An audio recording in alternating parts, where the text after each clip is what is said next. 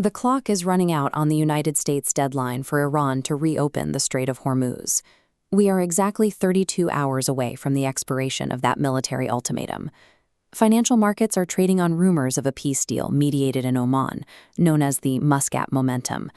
This diplomatic optimism has driven a 2 to 3% relief bounce in the S&P 500. The S&P 500 tracks the stock performance of 500 of the largest companies listed on United States exchanges.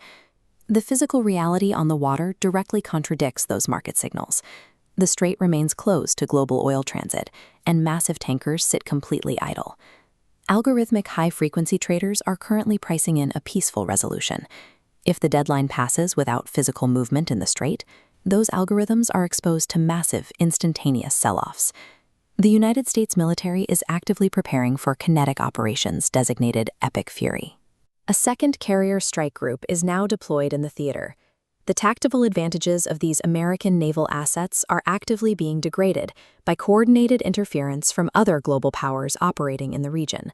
China is urgently supplying Iran with YLC-8B anti-stealth radar systems.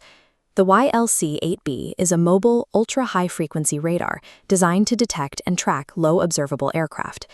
This hardware is specifically intended to detect and counter incoming strikes from American F-35 fighter jets. Russia is providing real-time satellite intelligence to Iran, tracking U.S. naval movements to counter the incoming American strikes.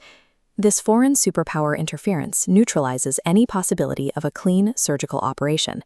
The overlapping defensive networks significantly increase the probability of a prolonged, messy conflict.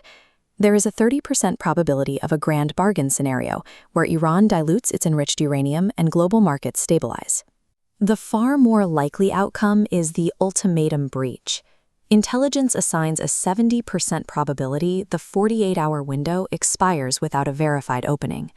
In that scenario, the primary target of an immediate United States military response would be the coastal Bushehr power hubs. Operations will also target deep inland U.S. objectives, specifically the Natanz facility complex, to completely degrade the Iranian power grid.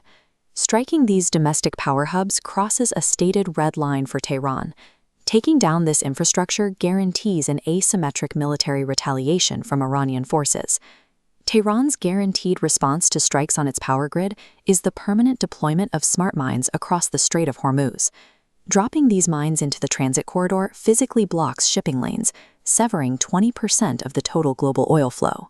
Brent Crude is a major trading classification of sweet, light crude oil that serves as a benchmark price for purchases worldwide.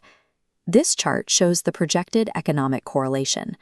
A physical blockade sends Brent crude prices surging past $150 a barrel. This price shock instantly triggers a 10 to 15% downward correction in equities. The window for a diplomatic reprieve is closing. If no physical oil tankers begin moving within the next 32 hours, the Doomsday Clock will advance to 75 seconds to midnight.